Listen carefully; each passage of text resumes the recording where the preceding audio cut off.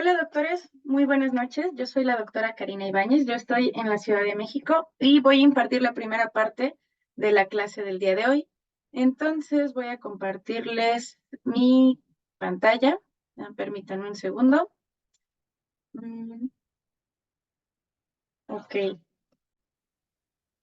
Les decía, la clase la vamos a repartir en dos. Una parte la voy a dar yo y la otra parte la doctora Alba el día de mañana.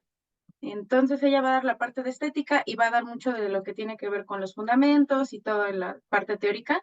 Yo voy a dar un pequeño resumen al principio, voy a abordar la parte de heridas y voy a hablar acerca de el, permítanme un segundito, de articular.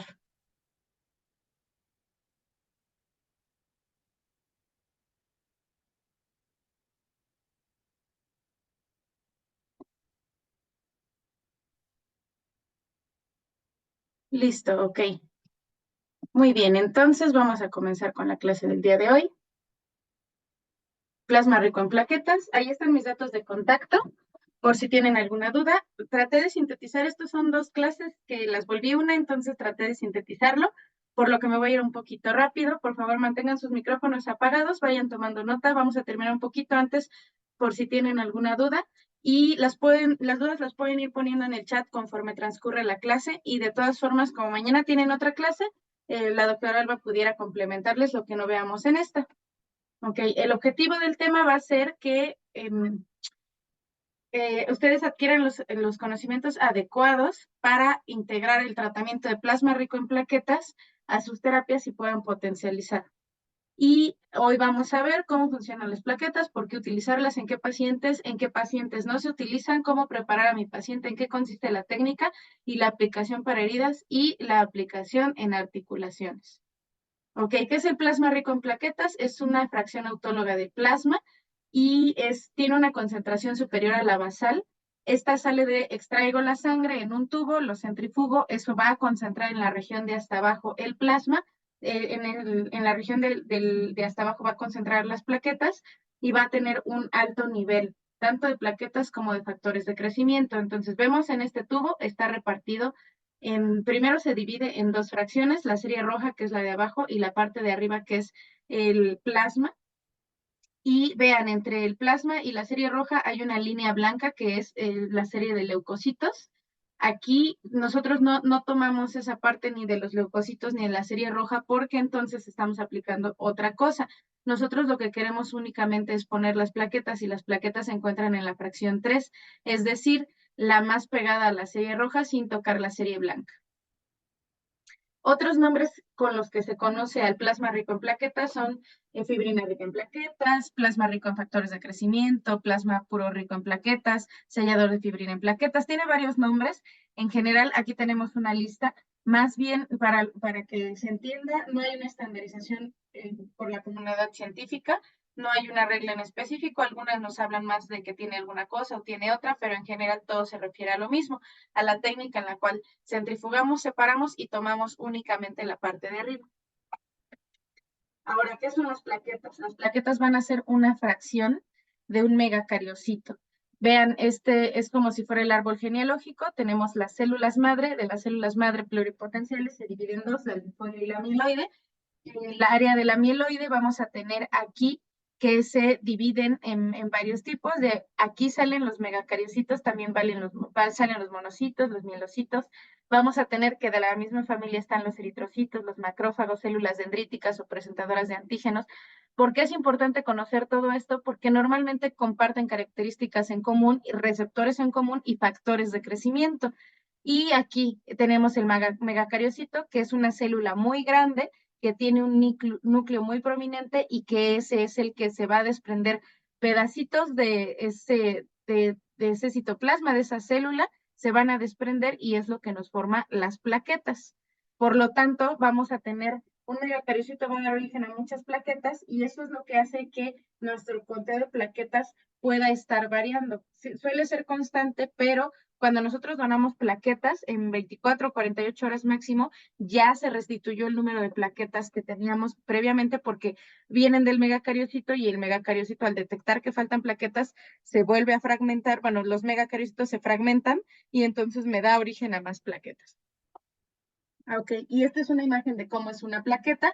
¿Qué es lo que tenemos aquí? Vamos a ver que las plaquetas tienen receptores que van a estar, por ejemplo, vean este que dice YAMC, que lo que va a estar haciendo es que estos receptores son compatibles con receptores que tienen algunas células de granulocitos, algunas otras células que tenemos en la sangre. Tenemos también otras para linfocitos y vamos a tener gránulos que son los más importantes. En la historia de la plaqueta, los gránulos son los más importantes porque son los que van a dar origen a los factores de crecimiento y son los que nos van a dar el verdadero efecto. Así que vamos a ver, la historia de la plaqueta es la siguiente. Tenemos una plaqueta, vemos en la pantalla que hay unas que se ven planitas. Estas que se ven planitas es como normalmente están en la sangre, así como si fueran unos platos. Estas plaquetas van a andar por toda la circulación sanguínea hasta que sean activadas. Una vez que son activadas, van a tomar otra forma más esférica y esta forma de esfera también lo que hace es que salen pediculocitos o podocitos, que son como unas patitas con las que se van a anclar otras plaquetas. En la imagen de la derecha vemos cómo se ve una plaqueta activada con los podocitos, mientras que en la de la izquierda lo que vemos es este proceso de activación y el cómo algunas no están activadas y otras ya se están activando e incluso ya se están uniendo por medio de sus podocitos a otras plaquetas. Ahora, ¿qué es lo que va a pasar? Nosotros tenemos un cierto número de plaquetas rondando en la sangre. Las plaquetas van a estar encargadas de vigilar la continuidad de los vasos sanguíneos y al estar sensando esos vasos sanguíneos, cuando detectan algo extraño, se pueden encender y esto es lo que hace que cambien la forma, se activan. ¿Qué cosas van a hacer esto? Por ejemplo, el oxígeno. Cuando las plaquetas están en contacto con oxígeno, se pueden activar. Recuerden que el oxígeno se transporta a partir de la hemoglobina, pero cuando está libre, esto es, cuando tengo una herida y está expuesto el vaso sanguíneo al oxígeno, entonces puedo tener activación. También cuando se exponen fibras de colágeno de mis vasos sanguíneos, hay activación. Cuando se expone a algún microorganismo extraño que está ahí, también eso puede dar una activación. Y alguna sustancia irritante o también las plaquetas se activan cuando hay algún mecanismo contundente, es decir, un golpe, cuando están siendo agredidas también se pueden activar las plaquetas. Esto, por ejemplo, imagínense en el caso de un hematoma, ¿qué es lo que sucede? No están expuestos a oxígeno como tal, puede ser que se rompió el vaso sanguíneo y este golpe las puede activar o el colágeno que está ahí o el calcio que se libera a partir de las fibras musculares, se libera calcio y este calcio me va a dar origen también a la activación. Hay muchas cosas que la activan, les decía también algunas sustancias extrañas y esto de que haya una especie de impacto puede ser también a nivel de los vasos sanguíneos cuando tenemos ahí un trombo. Tenemos un trombo y llegan las plaquetas y chocan contra ese trombo y lo que hace ese trombo es activarlas. Si detectan el núcleo de ese trombo como algo extraño, entonces también lo pueden estar envolviendo y eso es lo que da origen a trombos todavía más grandes. Este es todo el proceso que tienen las plaquetas en su vida común. Una vez que se activaron, es decir, cambiaron su conformación de plana a circular, empiezan a liberar gránulos. ¿Cómo cambian la conformación? A partir de los microtúbulos que tienen. Recuerden que es un fragmento celular y como todas nuestras células tienen una especie de túbulos de estos microtúbulos de actina, miosina que se van a estar moviendo y que dan la tubulina, que es la que da el origen y cambia el enramado. En lugar de ser algo planito, se vuelve más tridimensional y esto es lo que da origen a la activación. Ya las plaquetas en forma esférica van a liberar gránulos y estos gránulos se van a ir liberando en orden. Primero son unos gránulos alfa que contienen factores de coagulación. Estos van a hacer que se apelmacen más plaquetas, que se vayan adheriendo y van a liberar factores de crecimiento, los gránulos alfa. Y esto es muy, muy importante. Esta es la verdadera El verdadero mecanismo de acción de la reparación de las plaquetas es a partir de los factores de crecimiento. Las plaquetas solo detectan que hay un daño, llegan, se aglutinan, se aglomeran para que deje de haber este contacto con el medio, pensándolo como el cuerpo lo que está tratando de hacer es evitar que entre algún microorganismo o que haya una hemorragia, y lo primero que hace es taponar. Ese tapón hemostático primario lo hacen las plaquetas, pero eso no es la verdadera reparación. La reparación real viene cuando llegan los fibroblastos, segregan colágeno y se empieza a hacer todo el andamiaje real. Y esto pasa porque se liberan factores de crecimiento a partir de las plaquetas, y esos factores de crecimiento no son más que proteínas que son señalizadoras, proteínas que inducen a la quimiotaxis o proteínas que reclutan en otras células que son las que van a venir a hacer el efecto específico.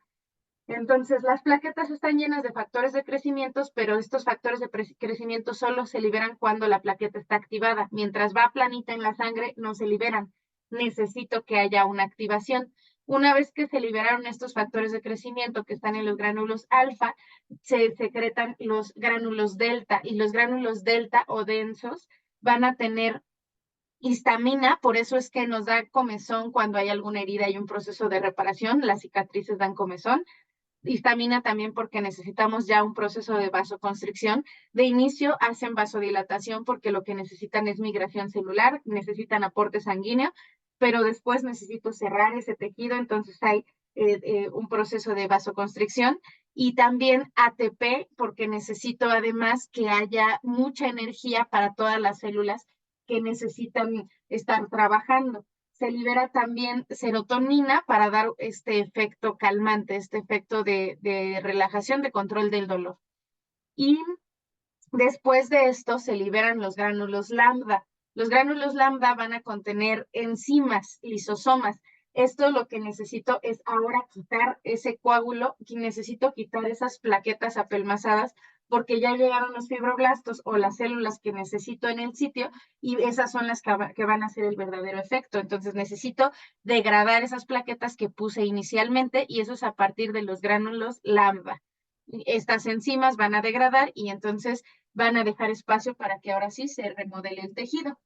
Entonces, las funciones de las plaquetas van a ser vigilancia de la continuidad de los vasos sanguíneos, van a formar el tapón hemostático primario. Este tapón hemostático primario va a ser a partir de que el fibrinógeno, que es una proteína que anda constantemente en la sangre, se convierte en fibrina, y esa fibrina es lo que vamos a ver como una especie de malla blanquecina en donde que va a servir como puente para que todas las plaquetas se apelmacen, se aglutinen, y también para el proceso de quimiotaxis, es decir, de rodamiento, de migración celular. Es un puente que va a hacer que las otras células puedan llegar al sitio en donde tienen que trabajar. Y una vez que, entonces, el primer tapón, el tapón hemostático primario, se da porque las plaquetas se unen entre ellas. El tapón hemostático secundario se da por la malla de fibrina, y después fibrinólisis, que esto es degradar todo ese tejido, es decir, todas esas plaquetas, para que ya que llegaron las otras células tengan lugar para trabajar. Y ahora sí, con los factores de crecimiento que se liberaron, se va a reparar el tejido lesionado. Dice promover la reparación del tejido lesionado porque las plaquetas van a dar la indicación. Las plaquetas no están reparándolo, están tapando la herida, llamando a las otras células e indicándoles que tienen que reparar. Entonces son las otras células las que lo hacen, pero lo hacen por indicación de los factores de crecimiento que vienen en las plaquetas. Les decía, la formación del coágulo es cuando se modifica el fibrinógeno, que es soluble, que es una proteína que tenemos en la sangre soluble, y se convierte en fibrina a partir de calcio, y esto modifica el estado de la sangre de líquido a una estructura tipo gel. Y este coágulo va a ser lo que va a fortalecer la unión entre plaquetas y va a dar el andamiaje. Y con eso se va a impedir la hemorragia, y esto tiene una doble función. Por un lado, no quiero que mis vasos sanguíneos pierdan sangre, mientras que también no quiero que ningún microorganismo entre del medio externo al medio interno. Por eso es que este proceso es muy, muy rápido, tiene que ver con los tiempos de coagulación, y este proceso justo es de inmediato y es mi primera barrera de defensa, pero no va a ser lo que me va a ayudar a reparar una lesión, nada más va a promoverlo. Los factores de crecimiento plaquetario son muchos, hay una lista muy larga de cuáles son los que se derivan. Aquí hay un ejemplo de algunos, por ejemplo, el factor crecimiento transformante tipo beta, que se va a encontrar no solo en las plaquetas, sino en macrófagos y en linfocitos. Y entre sus funciones, tiene la quimiotaxis, es decir, el rodamiento, la migración celular, síntesis de colágeno y angiogénesis. Entonces, esto porque los tienen las plaquetas, pero las plaquetas reclutan otras células y si están reclutando macrófagos, estos macrófagos también tienen la posibilidad de liberar factores de crecimiento que hacen que se perpetúe este efecto. Y esto es lo que les decía cuando veíamos el árbol genealógico, que muchos comparten receptores entre sí y se van a estar induciendo. Entonces, esta es una lista. Aquí vean, algunos funcionan como para angiogénesis, otros para proliferación y diferenciación de fibroblastos, también para células epiteliales. La mayoría lo que ayudan es a la quimiotaxis. Lo ideal sería poder elegir cuál es el factor de crecimiento que pongo en cada lugar, pero nosotros de esta manera no lo hacemos selectivo, ponemos todos y todo estímulo que tenemos en el cuerpo depende de quién está estimulando y depende del medio en donde se está estimulando. De manera que si yo pongo el plasma rico en plaquetas en articulación, voy a promover que haya estimulación de regeneración del hueso, del cartílago, mientras que si yo pongo este mismo plasma rico en plaquetas a nivel del cuero cabelludo, lo que voy a promover es que haya esta remoción del tejido y que lo que haya un mejor folículo o haya una regeneración de la piel del cuero cabelludo. Dependiendo del sitio en donde lo esté poniendo, aunque es la misma plaqueta y son los mismos factores, el medio es totalmente diferente y las células circundantes son diferentes y por lo tanto el efecto va a ser otro. Por eso es que si pongo plasma rico en plaquetas en la cara, no me va a salir cartílago o no me va a salir vello, más bien va a salir, va a generar que mejore la piel porque va a haber más bien una remoción del epitelio. Y este es un ejemplo de los alcances que tiene el plasma rico en plaquetas. Vean, este artículo es gratuito, está en PubMed y es del 2021.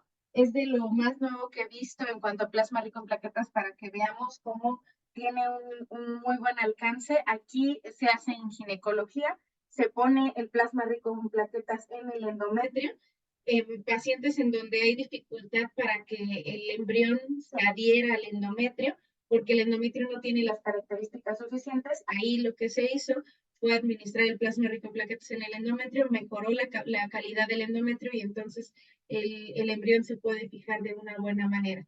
Así de muchos son los alcances que tenemos con el plasma rico en plaquetas. Hay muchos ejemplos en la parte articular. Vamos a ver las técnicas, pero en general en la parte ósea, en neuroanatomía, en neurología, en las cirugías de neuro, se quita el cráneo y si ven normalmente cuando hacemos una cirugía en neuro, quitamos el cráneo y después cuando lo ponemos, esperamos a que fije solo o ponemos a lo mejor gelpong o algún material que ayude a cierta adherencia, mientras que el plasma rico en plaquetas va a funcionar como si fuera una especie de pegamento, lo ponemos en el sitio y va a fomentar que lleguen las células y que de manera natural eso fije.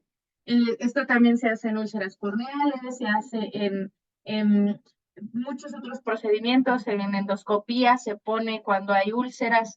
El plasma rico en plaquetas tiene un gran alcance. Nosotros aquí lo vamos a ver para heridas y lo vamos a ver para articular y el día de mañana van a ver la parte de medicina estética, todo lo que es las infiltraciones en líneas de expresión, la técnica de Napash, todo lo que tiene que ver con el rejuvenecimiento facial. Y ahora, ¿cuánto tengo que centrifugar las plaquetas y cuánto tiempo? Este es un artículo un metaanálisis en donde se compararon varias velocidades y en distinto tiempo. Quien nos puede decir en realidad es quien nos provee de la centrífuga porque ellos ya hicieron este conteo. ¿Qué es lo que se hace? se centrifuga en diferentes velocidades, diferente tiempo y después de eso se hace un conteo y se compara con la muestra original y así nos puede decir cuánto porcentaje tiene más de la muestra en comparación con la muestra original. Y aquí lo que vemos en general en este resumen es que en 1800 revoluciones, 8 minutos y un recentrifugado. ¿Cómo se hace el recentrifugado? Ya que centrifugué y separé lo rojo del plasma, ahora tomo solo el plasma, lo meto en otro tubo y lo vuelvo a centrifugar. Y entonces ahora sí voy a tomar la tercera parte de lo que recentrifugué y es lo que me va a dar el mayor porcentaje. Este es un doble centrifugado. Sí se hace, normalmente se hace un solo centrifugado porque con un solo centrifugado nos da un muy buen volumen, pero en algunas ocasiones hay médicos que hacen este súper centrifugado, les da el doble de beneficio, pero necesito el doble de tiempo y el doble de insumos. Me da el doble de plaquetas en comparación en porcentaje. Sin embargo, hay que tener en cuenta que estamos buscando no nada más plaquetas, sino factores de crecimiento. Entonces, un sesgo que tengo con este es que no sé cuántos factores de crecimiento ya se liberaron, porque recuerden, y esto es lo que da la explicación en donde dice número 4, 5.600 revoluciones durante 6 minutos, la velocidad es tan alta que lo que sucede es que el porcentaje es muy bajo porque probablemente lo que esté pasando es que a esa velocidad es demasiado fuerte y las plaquetas se empiezan a alisar, se empiezan a romper y empiezan a liberar sus factores de crecimiento. Entonces, yo necesito las plaquetas por los factores, no tanto por las plaquetas. Por lo tanto, centrifugarlas tan fuerte puede estar dañando mis plaquetas. Entonces, el único momento en donde yo requiero que ya los liberen es cuando ya lo estoy aplicando o cuando ya está aplicado. Si lo activo antes o lo activo cuando ya está en piel. En esos momentos necesito que se libere. Si se libera antes, se van a quedar en el tubo o se van a quedar en el sobrenadante. De manera que la literatura general nos habla de que estos son los números ideales para el protocolo. 1.800 revoluciones por minuto por 8 minutos o 1.500 revoluciones por 10 minutos. Y la vida media de las plaquetas. Normalmente tenemos de 150.000 a 450.000 en conteo de plaquetas. Eso no es un rango terapéutico. Necesitamos tener hasta al menos 800.000 plaquetas por centímetro cúbico. Por eso es que se centrifugan. Necesito compactarlas todas en un sitio más pequeño para ponerlas todas así, aparte activadas. Y esto lo que quiere decir es que si tienen un paciente que tiene plaquetopenia, es decir, tiene 50.000, aunque recentrifuguen, lo único que van a alcanzar es a lo mejor 400.000 porque tiene solo 50.000. Ese no es un número terapéutico efectivo. Me va a dar cierto efecto, sí, porque las estoy activando, pero no va a ser tan efectivo como si tuviéramos un número correcto. En estos casos, lo que hay que hacer es promover que aumente el número de plaquetas suficiente antes de hacer la terapia. Y lo de la vida media de las plaquetas, una plaqueta en el torrente sanguíneo vive de 7 a 10 días y después de eso se degrada. Se van a estar generando y degradando porque están corriendo por el flujo sanguíneo, vigilando el adecuado funcionamiento, van a estar vigilando que haya hemostasia, que no haya tejidos lesionados, y se van a estar recambiando. Ahora, cuando yo extraigo un tubo, una muestra de sangre, de plasma, tengo de 24 hasta 48 horas para utilizarlo en un tubo de citrato de sodio, que es el celeste, es el azul. Esto 24 horas hasta 48 si lo mantengo en frío. En cuanto tomen la muestra, lo ideal es que se aplique, pero si no lo pueden aplicar en ese momento, lo pueden colocar en el refrigerador, lo pueden colocar en una hielera con refrigerantes y entonces pueden esperar un poco su muestra, 24 a 48. Esto, por ejemplo, si ustedes hacen algún procedimiento quirúrgico, No sé si haya alguien de ustedes aquí que hace medicina estética en términos más invasivos o si hay algún cirujano. Esto se puede aplicar. Lo que hacemos es tomar el tubo, las muestras junto con los tipes y cruces, junto con las pruebas iniciales para pasar a quirófano. Se toman los tubos, esos tubos se apartan y ya se centrifugan una vez que se van a aplicar. Se centrifugan en 10 minutos, veíamos que eran 1500 revoluciones 10 minutos o 1800 revoluciones 8 minutos, dependiendo de su centrífuga. Hay centrífugas que no nos dan números como 1800, van de 500 en 500, y hay centrífugas que también no nos dan en minutos específicos, nos dan 5, 10, 15, 20, entonces por eso es que se puede hacer un redondeo. Lo vamos a centrifugar y una vez centrifugado tengo hasta 4 horas para ponerlo, pero se me están liberando. Lo ideal es que sean los primeros 15 minutos donde garantizo que prácticamente no se ha liberado nada. Después de eso van a irse liberando y voy a tener mi tope hasta 4 horas. Ya después de 4 horas ya es mucho lo que se perdió y esa muestra ya no es tan efectiva. Y una vez que están activadas, si los activé con cloruro de calcio o gluconato de calcio, me da de 3 a 5 minutos, porque después de eso ya se activaron. De hecho, si ustedes ocupan gluconato, normalmente se hace con calcio, comúnmente, aquí ya lo hacemos con ozono, pero comúnmente se hacía con calcio.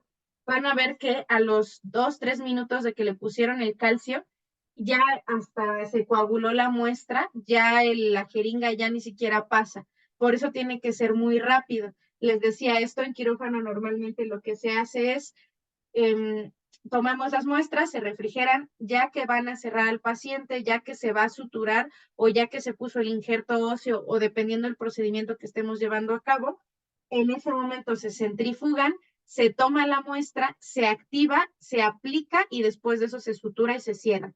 ¿Ok? Tengo una la última que tengo no lo tengo en esta presentación porque es muy cortita, pero el último que tengo de ese caso es una cirugía para implante de hueso en odontología. Para odontología fue, y entonces en cuanto se activa, se pone, da muchísimo mayor efecto cuando lo combinamos. De hecho, el injerto óseo se hidrató con el mismo plasma rico en plaquetas y esto da todavía más beneficio. Los tiempos se acortan incluso a la mitad. Ahora, aplicación de plasma rico en plaquetas, se van a ver 3 puntos. Cierre de heridas, que es lo que ven conmigo, uso estético, que se ve mañana, y regeneración articular, que lo vamos a ver al final. Y dependiendo de la capa de la piel en donde voy a trabajar, es que tan profundo tengo que ir. Viéndolo en la parte de cierre de heridas, esto tiene que ver con que si yo tengo mi herida hasta la hipodermis, tengo que poner mis infiltraciones hasta hipodermis. Entre más profundo es más difícil para el cuerpo sanar. ¿Qué quiere decir esto? No vamos a darle la misma expectativa a un paciente que tuvo una quemadura de primer grado a uno que tuvo una de segundo grado, porque no va a ser lo mismo que solamente tengan que regenerar epidermis a que tenga yo que hablar ya de tejidos más especializados como los adipocitos o incluso los músculos. Esto lo van a ver mañana, lo van a ver mañana, mañana. Medicina estética, quemaduras, aquí está, úlceras. Ok, distintas etiologías. En las úlceras, en general, en la parte de las heridas, no importa cuál sea el origen, si es por una situación de pie diabético, si es una úlcera vascular, neuropática, por presión, post radioterapia, no importa el origen, en general van a tener buen resultado porque van a estimular a la migración celular. Sin embargo, las que tienen peor respuesta son las de radioterapia porque están todas las células circundantes van a estar lesionadas, van a estar dañadas y es mucho más difícil. También las úlceras que tienen que ver con el bajo flujo sanguíneo tienen menos resultado porque no tengo desde dónde migren. Tengo que poner un tratamiento complementario, no nada más es en el sitio, sino de manera sistémica para apoyar a que haya migración celular. Aunque tiene efecto, pero vean, si tengo una herida porque hubo un trombo en esa zona, lo que necesito es restablecer el flujo sanguíneo, controlar el problema del trombo y aplicar algo de manera externa. ¿Por qué aprendemos plasma rico en plaquetas? Es un método bastante sencillo, requiere de una mínima instrumentación, el tiempo es mínimo, se puede hacer en el mismo centro médico y es muy seguro y eficaz. Yo trabajo a domicilio, yo me dedico a todo lo que tiene que ver con medicina regenerativa y medicina estética y trabajo a domicilio, entonces me llevo la centrífuga al domicilio de mi paciente y ahí es donde hago los tratamientos sin mayor inconveniente. Les decía, es una técnica muy sencilla. Yo normalmente activo con ozono, vamos a verlo más adelante en cómo es la activación. Y es un método bastante bien pagado, no nada más en la parte estética, sino en general la ganancia es muy buena, ya que los insumos que necesito son unos cuantos tubos, algo con que activarlo, la centrífuga, que es el gasto más fuerte, y necesito unas pinzas, es muy, muy poco lo que requiero y lo que puedo cobrar por esta terapia es muy bien pagado. Ahora vamos a hablar de las contraindicaciones. Si quisiera yo que se queden con algo de mi clase, es con esta diapositiva. A lo mejor si no se acuerdan qué gránulos son o cada cuántas revoluciones o cada cuánto, no hay tanto inconveniente, es algo que pueden repasar, pero esto sí es algo muy importante que se tienen que aprender, contraindicaciones del plasma rico en plaquetas. Y esto porque mi clase completa habla acerca incluso de casos clínicos, tanto de casos clínicos en donde tienen buen resultado, como de algunos reportados en la literatura en donde hubo algún problema por una mala aplicación. Bueno, la síntesis de todo eso viene aquí. Si ustedes tienen trastornos de coagulación, lo que van a tener es falta de resultados, porque las plaquetas no van a estar funcionando bien. Lo que yo siempre le explico a mis pacientes es lo siguiente: necesito tomar una muestra de tu sangre, centrifugarla, separarla, tomar la fracción que yo necesito para llevarla al sitio en donde tiene que estar reparando. La llevo de donde está en la sangre porque por alguna extraña razón ya no está llegando al sitio de la lesión y yo la voy a colocar en donde yo quiero que me dé efecto. Voy a activar a las plaquetas y las voy a colocar ahí. Pero si las plaquetas no tienen la capacidad, no voy a tener el resultado. ¿De quién depende? De mi paciente. Por lo tanto, la calidad de la muestra es muy importante. Trastornos de coagulación porque tiene alguna hemofilia o tiene algún problema genético, esto me daría una falta de resultados. Un paciente que está tomando anticoagulante, también estoy interfiriendo con el proceso normal, sus plaquetas o están abolidas o tiene una concentración menor, ahí va a estar pasando lo mismo. Voy a tener una falta de resultados porque yo ya estoy bloqueando desde antes a las plaquetas. ¿Qué tengo que hacer? Suspenderle el uso de anticoagulantes por lo menos 24 a 48 horas antes de la aplicación cuando se trata de un anticoagulante bajo, como sería la aspirina Protec, es decir, el ácido acetilsalicílico de 100, 200 miligramos, pero si mi paciente está utilizando enoxaparina, apixaban, está utilizando Xarelto, algún anticoagulante más fuerte, ahí tendría que suspenderlo al menos 1 a 2 semanas antes de la aplicación. Pero si mi paciente está ocupando eso, es porque seguramente tiene un gran riesgo de algún émbolo. A lo mejor tuvo tromboembolia pulmonar o tiene este tema, tuvo una embolia a nivel cerebral o viene saliendo de una cirugía pélvica, alguna situación que lo condicione, algún paciente que tuvo un infarto, alguna situación así, y por eso se está anticoagulando, entonces no le puedo suspender el tratamiento porque expongo su vida. Si tienen un paciente que está tomando algún anticoagulante que sea por una indicación médica así de importante que comprometa su vida, no usen plasma rico en plaquetas, se puede sustituir, aunque el plasma rico en plaquetas es lo mejor de manera natural, se puede sustituir por alguna otra terapia. Por ejemplo, si lo vamos a utilizar para heridas, que es lo que vamos a ver el día de hoy, hay parches que tienen celulosa, que tienen Hay algunos parchecitos que justo me funcionan como precursores para que haya este proceso de regeneración. Son más lentos y es algo externo y es más costoso, pero no expongo a mi paciente. En el caso de articulaciones, podemos infiltrar con alguna otra sustancia. Por ejemplo, las células madres son muy efectivas y ahí no importa la calidad de la sangre de mi paciente, aunque pudiera combinarlas cuando tengo las posibilidades, pero si no puedo aplicar plasma en mi paciente, entonces pues, vamos a ponerle células madre. Y en la parte de estética ya la doctora Alba les dirá, pero hay un lisado muy bueno que tiene fibroblastos, tiene células epiteliales y tiene factores de crecimiento. Estos se hacen en un laboratorio, son externos y se aplican con las mismas técnicas. Y así ya no tengo este inconveniente. Me preguntan mis pacientes por qué poner plasma rico en plaquetas y no poner a lo mejor ácido hialurónico, o en qué pacientes sí y en qué pacientes no, tiene que ver con esto. Si mi paciente tiene una muy mala calidad en cuanto a su sangre, pues mejor le pongo el ácido hialurónico. Plaquetas abajo de 100,000, les decía, porque aunque las concentremos, no me va a dar los niveles suficientes. Todo esto es falta de resultados. Ahora, vamos a ver otra condición en donde tenemos que tener cuidado es en el embarazo. Durante el embarazo no es que le vaya a hacer daño ni a la mamá ni al bebé, no tiene absolutamente nada que ver. El tema aquí es que por una cuestión ética legal, a una persona que está embarazada normalmente no le administramos prácticamente nada, hasta con los medicamentos que son seguros hay que ser muy cautos, porque cualquier situación que afecte al bebé o a la mamá, normalmente ¿quién tuvo la culpa? Pues el médico que le recetó lo que sea.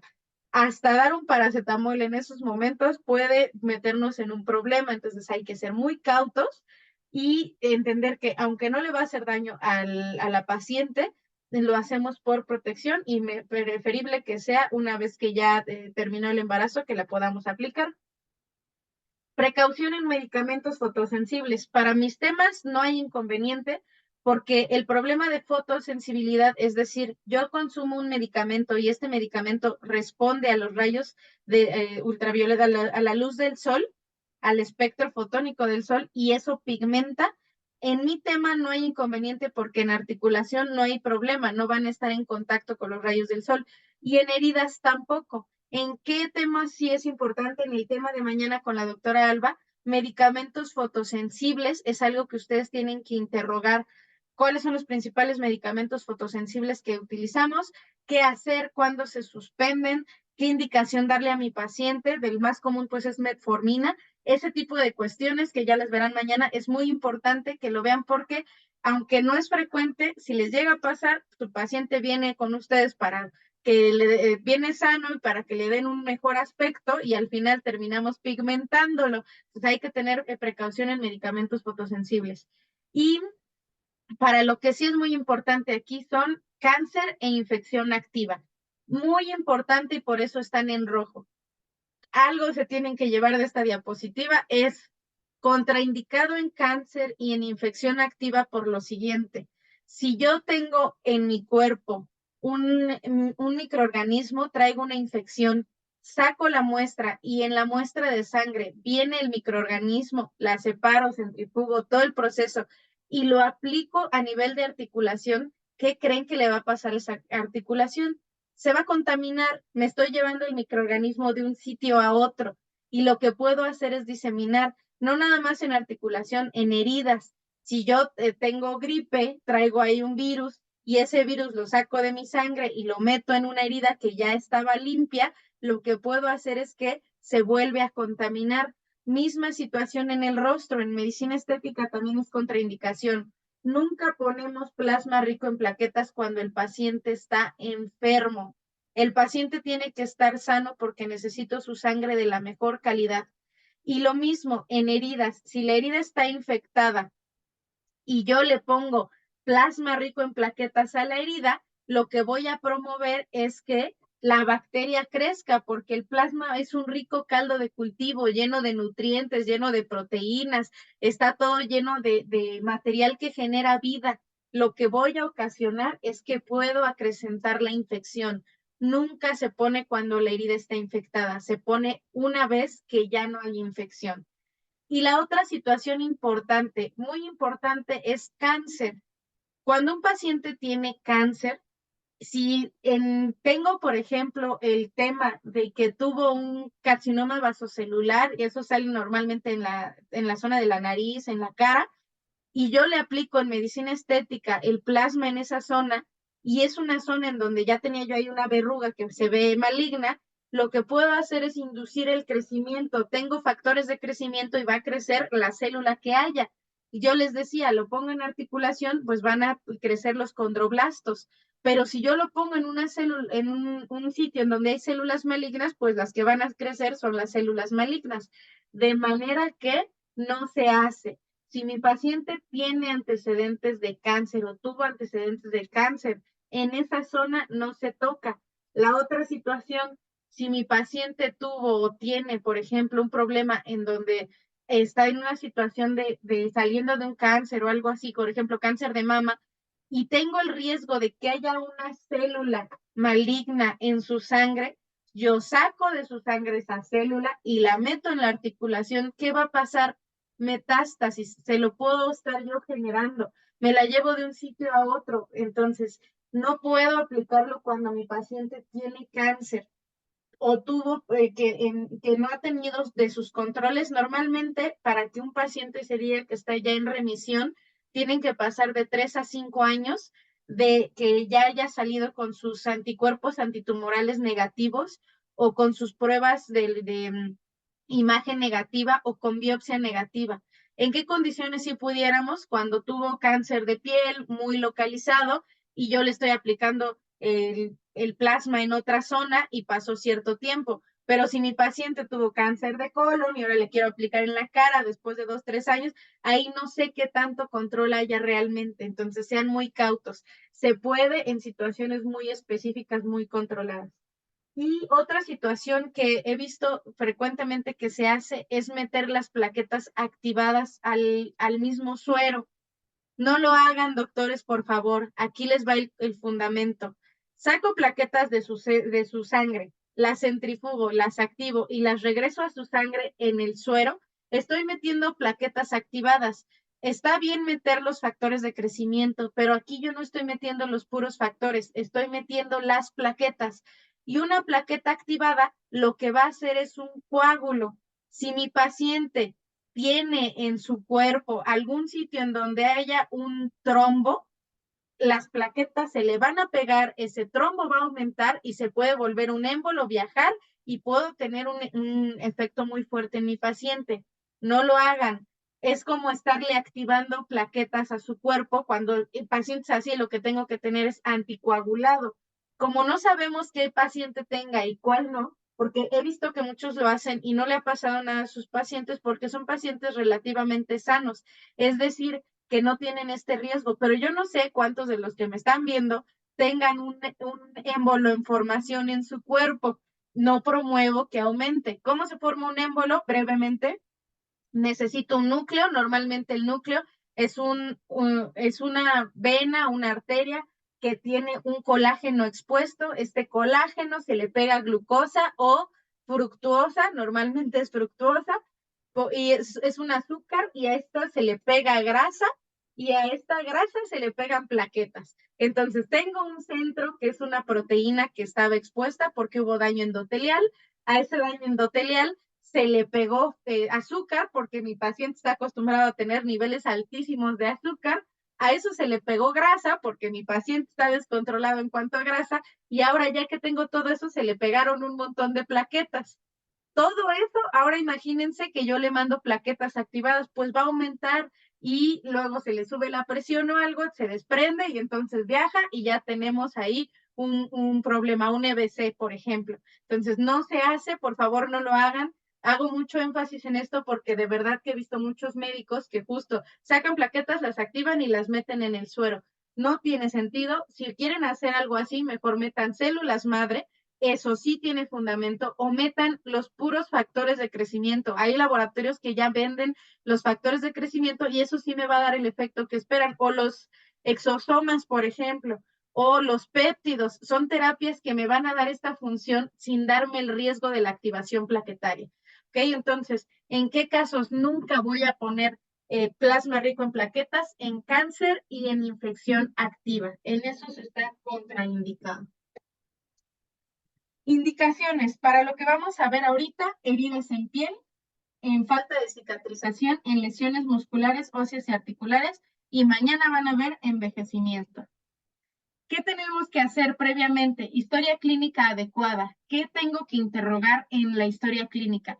Todo lo que tiene que ver con las plaquetas, la sangre, medicamentos, ciertas condiciones como enfermedades autoinmunes, porque al final yo estoy sacando de su sangre y lo que tenga en su sangre lo voy a meter. Ahora imagínense un paciente que le duelen las rodillas porque tiene artritis.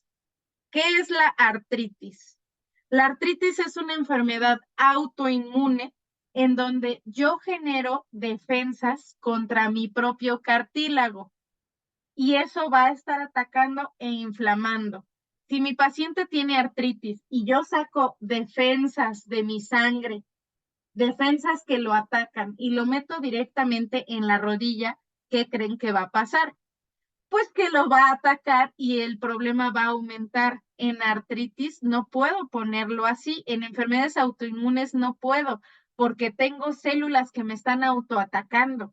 Por el contrario, si mi paciente tiene artrosis, ¿qué es la artrosis? Desgaste natural del tejido óseo, del desgaste natural por el impacto, por el tiempo, por una mala higiene postural, diversas situaciones por descalcificación quizás. En esos casos sí puedo, porque voy a inducir la regeneración, porque ahí no tengo anticuerpos en mi sangre que lo estén atacando. Pero si tengo alguna enfermedad que autoinmune que vaya dirigido a articulación, no puedo ponerlo. ¿Ok? Y eso se interroga en la historia clínica. Necesito saber en la historia clínica si tiene antecedentes de colesterol o triglicéridos altos, si tiene antecedentes de algún tratamiento para anticoagulante, alguna situación así. Eso es lo que necesito interrogar para saber si necesito pedirle laboratorios o no. No siempre es necesario. En medicina estética, sobre todo, no suelen pedirse laboratorios porque va para la cara y porque la mayoría de estos pacientes son pacientes sanos. Pero siempre es mejor tener laboratorios previos. ¿Qué tengo que pedir de laboratorios? Una biometría hemática y una química sanguínea. ¿Y qué es lo que voy a revisar? En biometría hemática, que tenga un nivel de plaquetas suficiente, es decir, que tenga arriba de 100,000, lo ideal es que tenga 350,000. Si no tiene ese número, lo puedo suplementar ácido fólico y hierro, o le puedo poner sueros con complejo B o con ozono o vitamina C, que me van a ayudar a subir el nivel de plaquetas. Esto previamente hasta que ya tenga un nivel correcto. Esto en plaquetas. ¿Qué otra cosa me serviría de ahí? Ver si hay una infección, si veo leucos elevados. Y la siguiente sería una química sanguínea. Y de la química sanguínea me interesa colesterol, triglicéridos, glucosa, para ver que la muestra sea adecuada, y también ácido úrico, para no ver que yo le esté poniendo, a lo mejor tengo el ácido úrico alto y entonces ese le voy a estar pasando a las articulaciones y lo que voy a estar es promoviendo que haya un proceso inflamatorio. Y tengo que ver que los niveles de estos exámenes estén en el punto adecuado, y si no, primero controlarlo. Ok. No es necesario ayuno, pero la calidad de los alimentos es lo que nos va a dar la calidad de la muestra. Siempre le explico a mi paciente lo siguiente: lo que tú hayas comido previamente es lo que yo te voy a inyectar. ¿Qué quieres que te ponga? ¿Que te ponga grasa? ¿Quieres que te ponga alimentos de mala calidad, tóxicos? ¿O lo que quieres que te ponga son vitaminas, minerales? Entonces, ¿qué tiene que comer mi paciente? Frutas, verduras. Necesito una correcta, una alimentación sana, de preferencia 24 horas antes de la aplicación de la muestra, y abundantes líquidos, porque si no, la muestra sale hemoconcentrada. Seguramente a ustedes les ha de pasar esto, ya que sé que por la altura en la que ustedes están, normalmente manejan hemoglobinas mucho más altas que aquí en México. ¿Qué pasa ahí? Que van a centrifugar y más de la mitad del tubo va a ser de eritrocitos. Para que eso se prevenga, necesito que mi paciente tome adecuados líquidos, tome muchos líquidos antes de extraerle la muestra y eso va a hacer que salga una mayor cantidad de suero. Hay que suspender medicamentos 24 a 72 horas antes del procedimiento, especialmente AINES y fotosensibles si es para estética, pero para este tema AINES es muy importante porque si no, no estamos interfiriendo con el proceso de la coagulación, siempre y cuando se pueda. Si no se puede, porque el paciente está tomando algún medicamento para el dolor, es mucho la molestia, no se lo puedo suspender, o si mi paciente tiene una herida y está medicado para otra cosa, no se lo puedo suspender, entonces trato de espaciarlo lo más posible. Esto significa, el medicamento se toma cada 8 horas, tomo la muestra antes de la primera toma de la mañana. Tengo a lo mejor 7 horas de tiempo desde la última muestra, la tomo y después de eso que se tome su medicamento. Hay que espaciarlo lo más posible. Lo ideal, les decía, es suspenderlo. A la mayoría de mis pacientes lo que les pido es que no se tomen el medicamento un día antes, cuando se trata de medicamento que puedo suspender, medicamento para el dolor. Si es otro tipo de medicamentos, entonces cada uno se ve en particular. Y posterior al procedimiento, también trato de no dar AINES para evitar que que se corte el efecto. Damos algún medicamento más bien como ketoprofeno, no, perdón, ketorolaco, algún otro medicamento que ayude o en su defecto paracetamol en las dosis más bajas. ¿Cómo es el procedimiento? Este es el general para cualquier tipo de muestra. Vamos a extraer la sangre, se va a centrifugar. La puedo extraer con una jeringa, con un vacutainer. La centrifugo, la voy a colocar en tubos dependiendo de qué es lo que necesito, es el color del tubo. La voy a centrifugar, esto se va a separar y les decía, en la parte de abajo están los glóbulos rojos. Después están los leucocitos, luego está el plasma rico y después el plasma pobre. A este lo voy a tomar con una jeringa, le voy a colocar el activador, ya sea gluconato de calcio, cloruro de calcio o ozono, que es lo que vamos a ver, y se va a aplicar en el sitio que se necesite. Diferencias según la indicación. Tubo azul y morado se ocupan para plasma rico en plaquetas articular y para facial. El rojo se utiliza en coágulo de fibrina y vamos a ver ahorita el procedimiento. La cantidad de tubos extraídos depende del sitio de aplicación. Normalmente en medicina estética se ocupan 2 a 4 tubos. En articulaciones se ocupan, depende del tamaño de articulación, pero lo más normal es que por articulación se ocupen 4 tubos de los azules. Y en la parte de los de coágulo de fibrina depende de qué tan amplia sea la herida. Se activa la muestra en algunos casos, en donde no suele activarse es en estética, a veces no se activa, lo ideal es activarlo.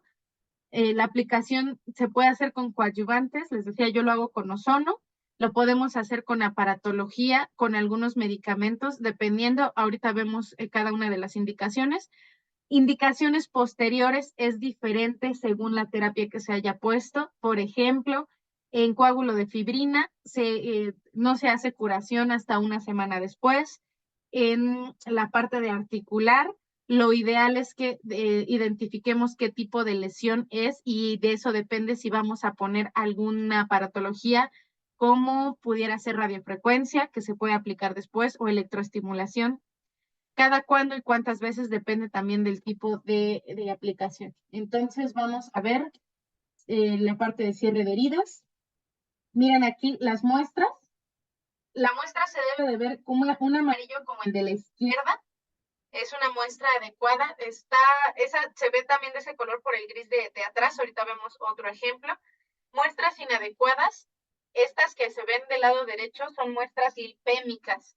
Se ven de ese color porque están llenas de lípidos. Incluso al tomar la muestra, a veces hasta en la jeringa se ve la grasa. Es una muestra que es inadecuada porque tiene mucha grasa. Eso, aunque al centrifugarlo, casi siempre el sobrenadante, es decir, lo de hasta arriba se queda la grasa. Lo ideal es que ese paciente, eso para estética, a lo mejor para rellenos nos sirve un poquito, pero si eso lo vamos a utilizar en heridas, no va a ser tan funcional porque le estamos poniendo grasa en lugar de ponerle los factores de crecimiento. Lo mismo de forma articular. Ahora vamos a ver el coágulo de fibrina. El coágulo de fibrina es un andamiaje para que haya reparación. ¿Se acuerdan al principio que les explicaba que el plasma rico en plaquetas, que las plaquetas generan una malla para que haya rodamiento y se pueda generar como una estructura? Es lo que vamos a hacer nosotros, le vamos a ayudar a tener ya todo eso para que sea más fácil. Me sirve mucho en heridas en donde no puedo afrontar la piel. Se obtiene de centrifugar sin anticoagulante, por eso esta se hace con tubo rojo o en su defecto con el amarillo. Se centrifuga 1500 revoluciones por minuto, 4 minutos. Inmediatamente de que extraje la muestra, la coloco en los tubos y la centrifugo inmediatamente, porque si no se coagula de esa manera. Centrifugo y cuando la termino de centrifugar, se aplica inmediatamente porque si no, recordemos que se van liberando los gránulos y los gránulos lambda que tienen las lisosimas degradan ese coágulo que se formó y luego lo que tenemos ya nada más es puro líquido. Miren, así se obtiene la muestra, este es un tubo rojo, se centrifuga, así se ve el coágulo de fibrina. Se ve como si fuera lipémico, en realidad no, esto no es líquido, esto es sólido. Vean, lo saco con unas pinzas y lo corto a la altura de donde se hace la transición con los eritrocitos, con el coágulo de eritrocitos, y lo que voy a tomar es únicamente este coágulo, el tejido de arriba del plasma coagulado. Este plasma lo puedo ocupar así en heridas tipo conejera o lo puedo aplastar y ya aplastado me queda como una capita, lo tomo con unas pinzas y lo coloco en la herida. Miren, este es una herida de pie diabético y en este ya no está infectado, ya se debridó previamente, ya hubo una adecuada limpieza, este paciente se controló de todos sus niveles de glucosa y ahora vean, aquí ocupamos 1, 2, 3, 4, 5, se ocuparon 6 tubos para cubrir todo este espacio. Así estaba, esto se combinó con ozono, se hace un embolsado previamente, ya después del embolsado que me sirve para estimular la regeneración, para estimular factores de crecimiento y para estimular la oxigenación. Después del embolsado se colocan en los tachecitos estos de coágulo de fibrina, estas mallitas, y después de eso se empaqueta y le pueden poner a la gasa aceite ozonizado, sulfadiazina de plata, lo que ustedes quieran que ocupen como medio. Aquí es donde les decía, los parches de celulosa también se pueden ocupar, lo que ustedes quieran y se empaqueta y esto se deja una semana. Condición para que no esté infectado, porque si no en una semana lo quitan y ya está todo infectado peor. Así estaba el paciente antes y así terminó. Este fue un protocolo de 2 meses y medio, en donde primero era como con puro ozono para desinfectar y una vez que se controló la infección, entonces ahora sí fue con plasma rico en plaquetas. Coágulo de fibrina únicamente cuando no hay infección, se coloca una vez a la semana, asepsia y antisepsia previa y posterior se pueden colocar apósitos con lo que ustedes quieran y ya se cubre. Infiltrado perilesional e irrigado. Esta es una herida que hubiéramos podido hacer lo mismo del parche de coágulo de fibrina. Se ve brillosita porque tiene aceite ozonizado. Con esta herida lo primero que se hace es debridar. Con un bisturí le fuimos quitando. Debridamos ya que dejamos el tejido así. Entonces ahora lo que se hizo fue infiltrar. A este no se le pusieron parchecitos. Más bien se centrifugó en tubo azul, se activó y se aplicó. Irrigado, es decir, le suelto el plasma en toda la herida y lo infiltro en los bordes.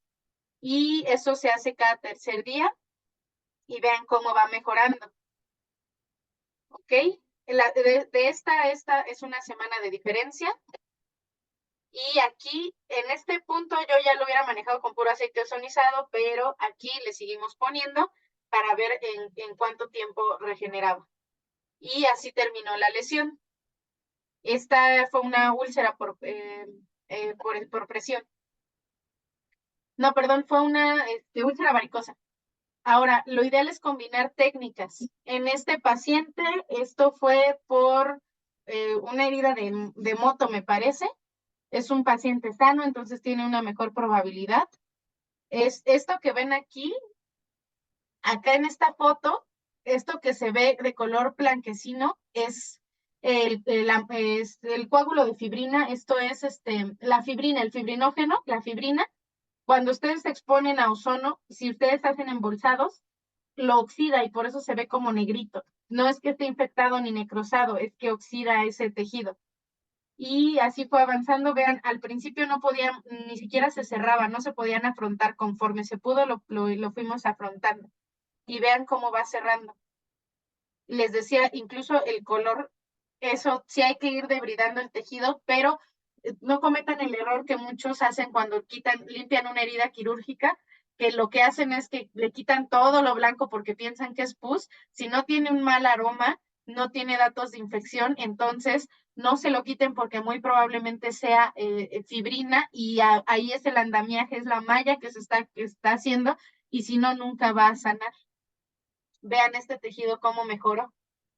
Y esta creo que es la última foto que tengo, sí. Esta es la última foto del paciente, pero miren, es el mismo paciente y vean cómo fue cerrando, va hacia el centro. Y aquí fue una combinación de técnicas, fue tanto coágulo de fibrina como irrigación como embolsado. Esto es una conejera, esto es donde les decía, no necesariamente tengo que aplastar el coágulo de fibrina, si lo dejo en esa forma, cuando ustedes tienen heridas de esas que se ve como un hoyito, ahí lo relleno y sana. El de la derecha es como se veía al principio, que se ve el hoyito y se ve más grande, el de la izquierda ya cerró, se ve brillosito porque igual tiene aceite ozonizado. Este paciente se cayó, tenía 18 años cuando pasó esto, saltó a una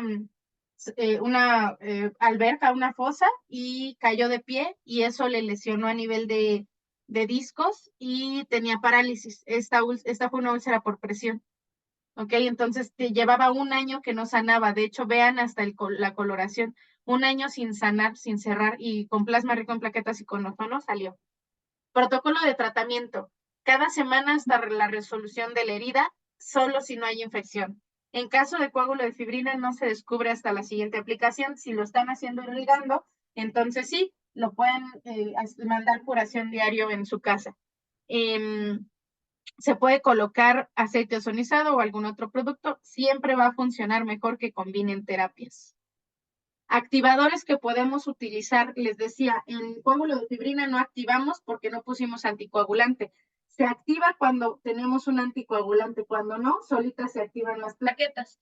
Se puede activar con gluconato de calcio, 0.05 mililitros por cada mililitro, es decir, si toman 10 mililitros de plasma, 0.5 mililitros de gluconato. Igual cloruro de calcio al 10% es la misma proporción. Si van a activar con otro activador que existe es la trombina humana o de bovino, pero esa no suele ser comercial y sobre todo a veces hace reacción. El trauma mecánico funciona bastante bien. Si no tienen activador, lo que tienen que hacer es agitar lo más que puedan la jeringa y lo aplican. Y por puro trauma las plaquetas se molizan. Hay otra técnica también que es con una llave de 3 vías y es con presión negativa. Y lo que hago es jalar con la llave de 3 vías cerrada, jalo lo más que puedo para hacer que crear una presión negativa y que las plaquetas se rompan, se licen. Esa es otra técnica. Y la otra es con ozono, que es lo que vamos a ver aquí. Con ozono como activador, 40-80 microgramos es lo ideal como activación, pero ahí no pueden filtrar el gas. Tengo que sacar todo el gas y aplico solamente el plasma, porque concentraciones tan altas de ozono son inflamatorias y pueden irritar y lesionar el tejido. De 10 a 20 microgramos da una menor activación, pero ahí sí pueden filtrar el gas. Ahora, ¿qué significa que sea mayor o menor activación? Significa qué tan rápido van a empezar a liberarse los factores de crecimiento y qué tan rápido va a empezar mi proceso. Si ustedes lo activan a 40-80 microgramos, se empiezan a liberar los factores, inmediatamente lo aplico y luego empieza el proceso. Si ustedes lo activan a 10, 20 microgramos, va a tardar unas cuantas horas. Si ustedes no lo activan, va a tardar hasta un día quizás.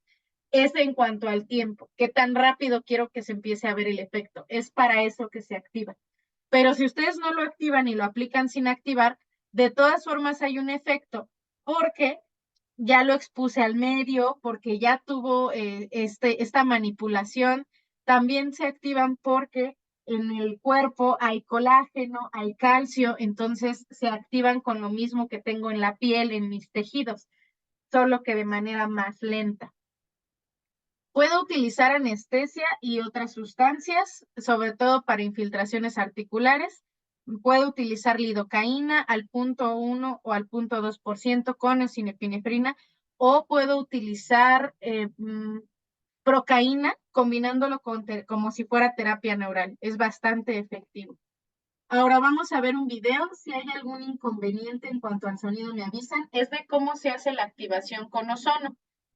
Cosas importantes: 1 mililitro de ozono por cada mililitro de plasma. Las concentraciones más altas son mejores, pero no se pueden infiltrar. Concentraciones bajas a medias pueden filtrar ambas cosas. Se mezclan 30 segundos y se aplican. El procedimiento para activar el plasma con ozono es el siguiente. Tenemos que tomar la jeringa con la que vamos a tomar el plasma y con esa vamos a cargar ozono. Le pongo la función de jeringa y lo voy a activar. Lo puedo activar en una concentración baja si voy a pasar también el ozono, como va a ser en este caso porque va a ser articular, pero también podría activarlo con una concentración alta de 60 a 80. Entonces voy a poner 15 microgramos para activarlo, le doy Enter y entonces voy a abrir el tanque hasta los 2 litros que me pide.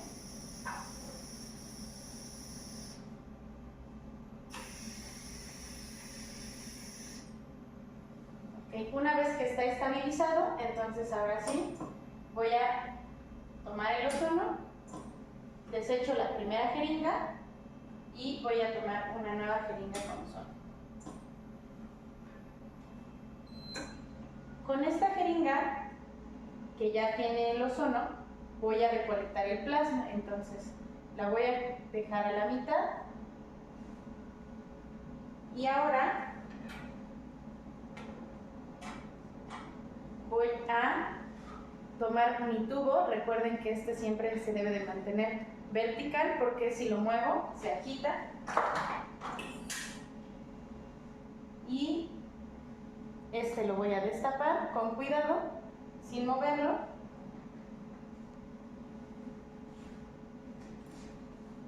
y con mi jeringa precargada con ozono baja tu guante.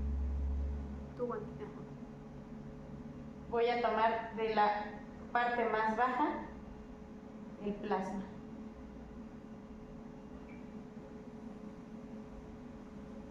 Y lo siguiente que tengo que hacer es tapar mi jeringa y movilizar para activar. Si voy a tomar más de un tubo, entonces tomo todos los tubos que necesite, después movilizo y después puedo desechar el gas y ahora sí aplicar el plasma, o puedo colocar el plasma y el ozono si la concentración fue baja. Puedo poner incluso anestesia un poquito antes y puedo poner a lo mejor algún medicamento si es que fuera el caso. Ok, y eso fue cómo se activa. Entonces tomo la muestra, la activo y ahora la voy a aplicar. Sitios de aplicación en la parte articular. Vamos a ver aquí, los más frecuentes es hombro. ¿Qué se hace en hombro? Voy a identificar dónde está la lesión. Normalmente son del manguito rotador o son de la articulación acromioclavicular. Casi siempre son de esas. Si es de manguito rotador, entonces tengo que entrar anterior. Si es de acromio, puedo entrar anterior o puedo entrar desde arriba, entro superior. Si es de manguito rotador, también puedo entrar posterior. Tengo que identificar cuál es el sitio en donde está molestando con una adecuada exploración física. Lo que tengo que hacer es pedirle a mi paciente que rote la articulación y donde ubico el dolor. Primero, tengo que pedirle a mi paciente que me ubique el dolor. ¿Es anterior, es posterior? Entro lo más cercano al dolor posible porque es donde me indica que está la lesión, por un lado. Segunda, tengo que identificar la articulación acromioclavicular pidiendo que haga el eje de rotación, los círculos y en donde se expone la articulación ahí voy a entrar. Les decía, puedo entrar anterior, posterior o superior. Aquí están los puntos. Incluso pudiera entrar a un lado. Yo les recomiendo, si ustedes también manejan ozono, que primero lo hagan con ozono para que detecten el sitio de la articulación y para que la abran y desinflamen, porque normalmente o la articulación está inflamada, tengo que desinflamar primero para después regenerar. El plasma no desinflama, el plasma al contrario, promueve que haya cierta inflamación para que haya regeneración. Entonces, si su paciente viene inflamado, primero desinflamamos y para eso me sirve mucho el ozono. O la otra, las articulaciones ya están pegadas, sobre todo en rodilla. Aquí no lo vemos tanto, pero si ya no hay espacio articular, primero tengo que separar ese tejido para que haya espacio y pueda penetrar el plasma, y eso también funciona con ozono. Pero si solo están manejando plasma, entonces lo desinflamo, esto lo puedo hacer incluso con rehabilitación física, y después entro. Entonces tengo que ver les decía que vamos a entrar anterior, entonces voy a ubicar la articulación por el borde de la cabeza del húmero y la apófisis coracoide. Ahí es donde voy a entrar en ese punto y voy a infiltrar. Puedo entrar primero con anestesia y luego con el plasma. Ahorita vamos a ver la técnica en rodilla, pero es la misma técnica aquí. Dejar la aguja dentro y cambiar nada más la jeringa. El volumen que voy a utilizar es dependiendo de la articulación. Esta articulación, aunque es la misma, vean el tamaño de la señora y vean el tamaño del chico. En la señora caben hasta 5 mililitros en esa articulación, mientras que en él con 2 o 3 es suficiente. Articulaciones pequeñitas, 2 o 3 mililitros, articulaciones medianas, desde 3 hasta 5 o 7 mililitros, articulaciones grandes hasta 10. Ok, acromio clavicular, normalmente entramos superior y lo más característico es que el paciente no puede subir el brazo, le pido que se quite el suéter y le cuesta trabajo quitárselo porque no puede subir el hombro por arriba de los 90 grados, no puede subir el brazo. Esa se entra superior y lo mismo, tengo que ubicar el sitio de inserción de acromio clavicular y ahí entro. Yo necesito un radio de más o menos 4 centímetros de donde está la lesión. Es decir, si no entro en el punto exacto, pero estoy 4 centímetros alrededor, de todas formas voy a tener efecto porque las células van a detectar el sitio y entre más cercano, más efectivo va a ser. Pero si no, tengo 4 centímetros alrededor para que se siga dando todo este efecto. Esta es la técnica que es superior, la voy a poner en 90 grados, aguja, se ocupa una de 1,5 pulgada por 27G, de 27G por 1,5 pulgada. 1,5 pulgada es lo largo. Necesita una aguja larga, aunque a veces no entra completa. 27G es un poco más gruesa que la de insulina porque a veces si no, no pasa el plasma. No necesito una tan gruesa. Puedo utilizar procaína, puedo utilizar ozono, puedo utilizar células madre en combinación con el plasma rico en plaquetas. Ahora vamos a ver este video. Este no tiene audio. Esto fue de un curso. Esto es con células madre. Y este es anterior. Y lo que les decía, esta paciente es una doctora, ya le pusieron ozono previamente, se entra anterior y lo único que hicimos fue exactamente lo mismo, identificar dónde está posterior la cabeza del húmero y donde se articula, ahí se entra con una aguja de 1,5 pulgada, 27G, 1,5 dependiendo del largo, pero lo preferible es utilizar una aguja larga aunque se quede un poquito afuera y lo vamos a ir pasando lentamente, ¿ok?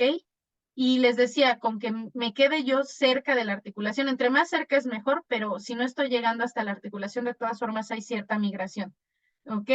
Este fue con células madre, por eso no pusimos anestésico. Cuando es con células madre no se pone anestesia, porque la anestesia bloquea las células, pero el plasma rico en plaquetas sí se puede poner con anestesia y el plasma rico en plaquetas se puede mezclar con las células madre en la misma inyección.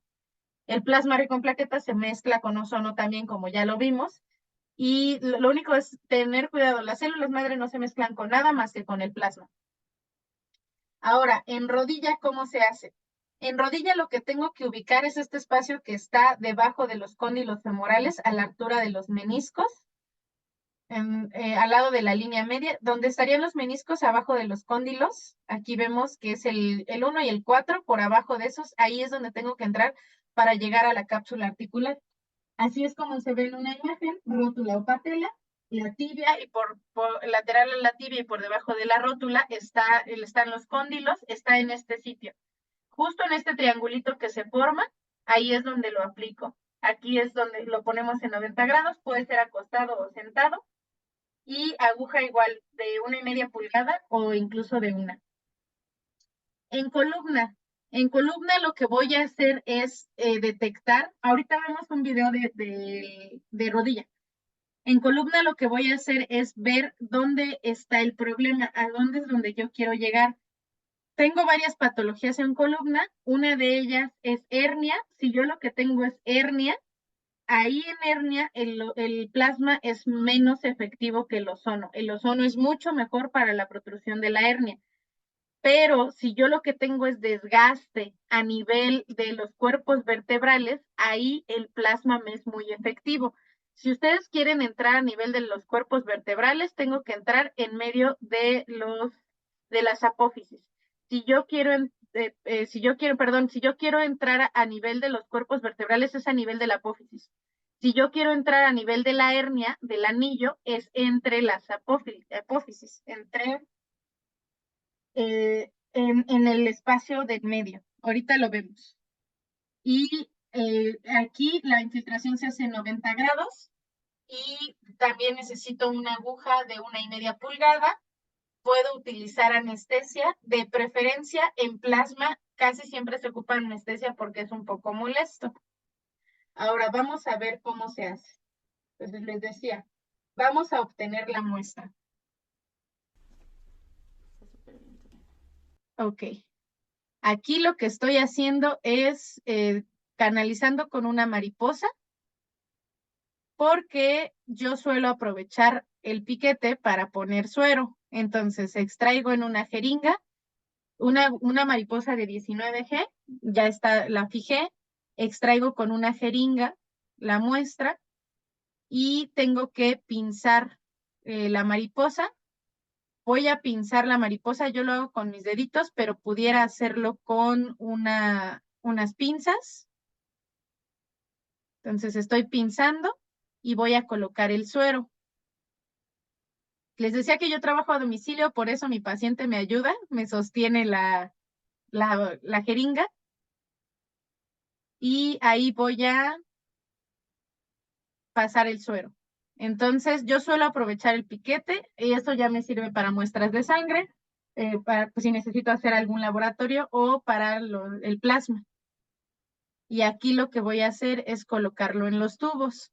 Hay quienes lo hacen con la aguja. Yo trato de evitar utilizar la aguja porque a veces hay cierta hemólisis y me salen las muestras un poquito rosadas. También son funcionales, pero eso quiere decir que lleva eritrocitos lisados y estos a veces por el pH irritan un poquito. Ahora lo voy a colocar hasta la muestra y vamos a mezclar 3 a 5 veces y así voy rellenando todos mis tubos. Ok, y entonces relleno mis tubos, los voy moviendo y una vez que ya tengo todos, lo voy a colocar en la centrífuga.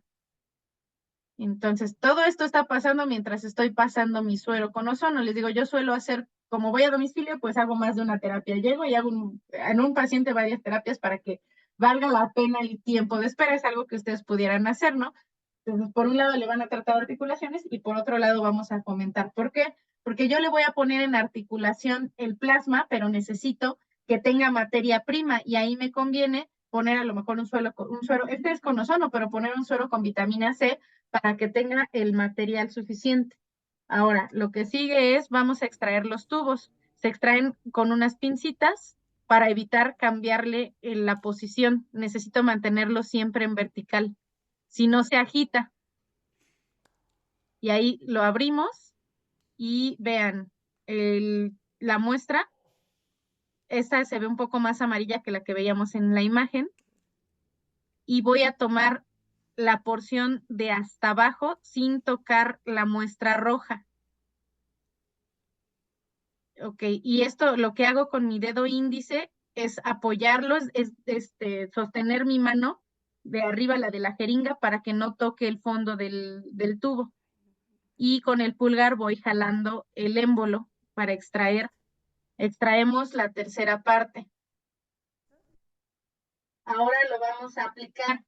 Y esto es lo que les decía, puedo aplicarlo de cúbito supino y aquí hacemos limpieza. Yo ocupo una solución que tiene, se llama estericide o microdacin y lo que tiene es cloro en cierta dilución.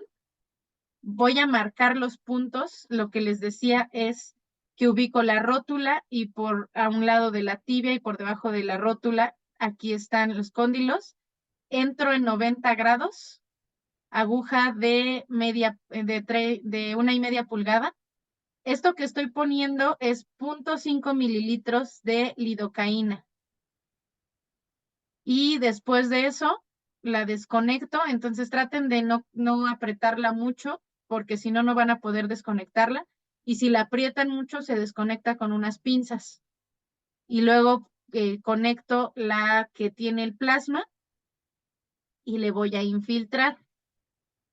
Y en rodilla duele más cuando es interna la aplicación en lugar de externa. O sea, en el cóndilo interno duele un poco más, está más inervado, pero a mi paciente le dolía más en ese sitio, por eso es que lo puse ahí. Ahora vamos a ver la otra. Es el mismo paciente, nada más que la otra pierna la tenía así porque traía en realidad un problema de tobillo en donde le puse ozono. Aquí lo vamos a ver cómo es en sedestación. Y lo mismo, hacemos limpieza. Aquí, en esta posición es más fácil ubicar el sitio de infiltración. Vean, aquí es hasta evidente, incluso en el video. Ahí está, marco con la punta de la tapa de la aguja, introduzco, siempre trato de oprimir el pie. Yo lo hago como es en su casa, pues yo estoy en el suelo, pero en consultorio lo sostengo entre mis piernas, porque si no hacen reflejo patelar y te pueden patear, pues se mueven y se lastiman. Y misma situación, desconecto la que tiene el alido y conecto la del plasma que ya estaba activado y lo voy pasando lentamente y eso va a llegar a la articulación, aguja de 27G por 1,5 pulgada. Ok. Después de esto, lo ideal es que haga un poco de movilización del sitio para que no se quede ahí todo contracturado. Tengo que poner alguna pomadita o algo para relajar toda la zona y movilizar la articulación, pedirle que articule, que extienda, que flexione, para que se mueva un poco el líquido. Esta es otra aplicación en columna y esta es otra técnica. No lo hice yo, esto fue en un curso. Y esto es en toda esta zona, esto es plasma común, células madre, por eso no lleva anestesia. Y este se puede poner en 90 grados o en 45 con dirección a la columna. Aquí ya está previamente marcado. Normalmente no sangra, entonces no es necesario poner la torunda. También normalmente no sangra porque aparte pues las plaquetas están activadas, entonces si fuera a sangrar las plaquetas lo tapan.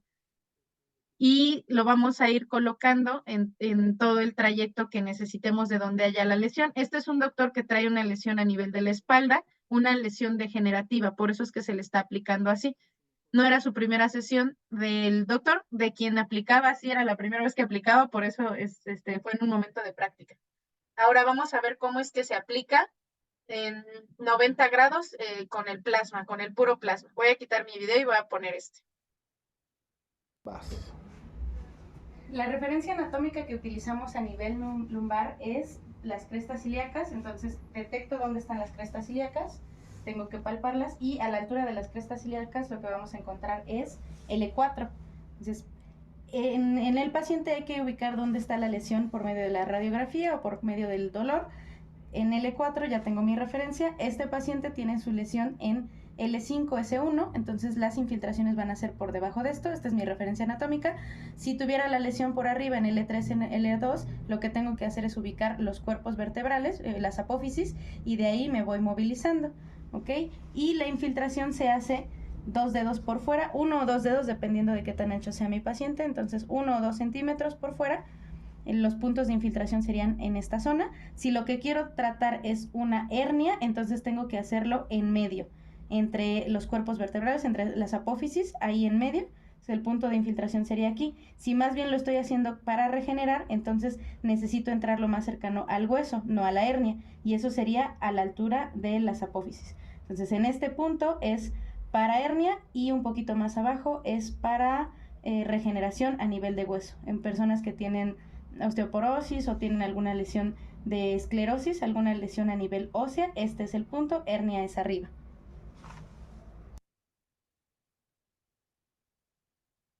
Vamos a aplicar plasma rico en plaquetas, ozonizado. Entonces, esta jeringa estaba precargada con ozono, 20 microgramos de concentración, 5 mililitros, y con esta tomé de los tubos de citrato, de los tubos celeste, el plasma rico en plaquetas, únicamente la porción baja, y entonces lo que hago es ozonizar. Voy a mezclar lentamente. Esto lo que va a hacer es activar. Entre más alto está la concentración de ozono, es más la activación. Sin embargo, no puedo pasar el gas. Por eso es que lo hice en una concentración más baja, para poder tener la posibilidad de pasarle un poco de gas al paciente. Entonces, más o menos van a ser 2 mililitros por punto. Le tengo que cambiar la aguja a esta jeringa, entonces la voy a mantener así. En esta jeringa lo que tengo son 1 mililitro de lidocaína, y a esta jeringa es a la que le voy a colocar la aguja. Esta aguja es de 27G por 1,5 pulgada. Es una aguja un poquito más larga y probablemente no entre completa en mi paciente. No la aprieto completamente porque la voy a cambiar. Y ahora ya tengo ubicada la zona en donde voy a infiltrar. Entonces habíamos quedado que era a nivel de L4, L5, L5, S1. Entonces la lesión principal la tiene en L5, frío.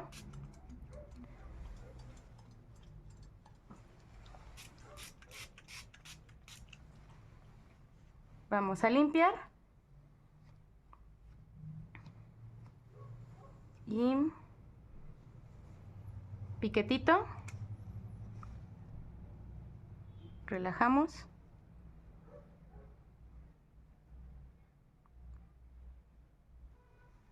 Aquí voy a colocar medio mililitro de lidocaína. Ardor, ardor. Donde arde se va a dormir. Retiro esta jeringa y voy a colocar la otra.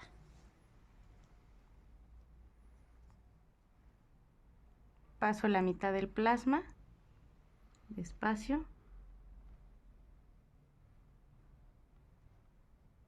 ¿Todo bien?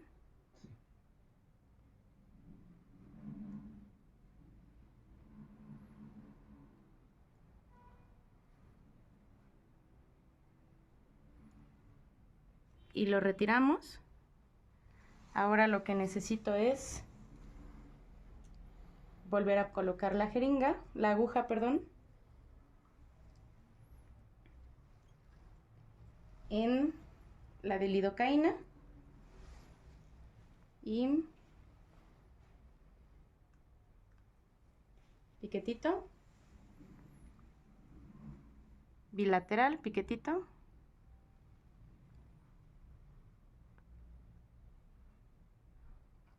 Paso la lidocaína, desconecto, conecto la del plasma y lo termino de pasar. Si mi aguja estuviera muy apretada, entonces en lugar de sostener con mis deditos, lo que puedo hacer es con unas pinzas Kelly, y así es muchísimo más fácil desembonarla.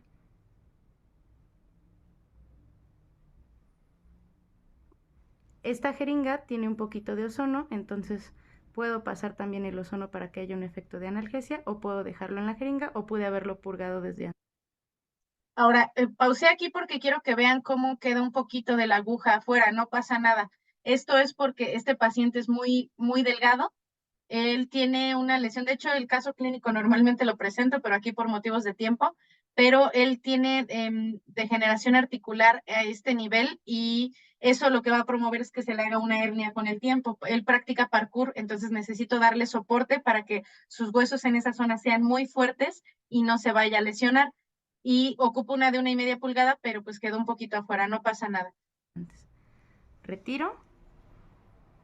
Y lo siguiente es que aquí puedo colocar un poco de aceite ozonizado, puedo colocar un poco de pomada, de ungüento, para distribuir un poco, para relajar, para destensionar. Entonces, indicaciones. Esto es para patologías de desgaste. Necesito ocupar esto en momentos en donde hay artrosis o donde hay esclerosis. Esto es cuando hay desgaste, no cuando es inflamación, porque esto no desinflama. Promueve la inflamación que promueve la regeneración. Si está inflamado el tejido y pongo plasma, va a inflamarse más y va a doler más.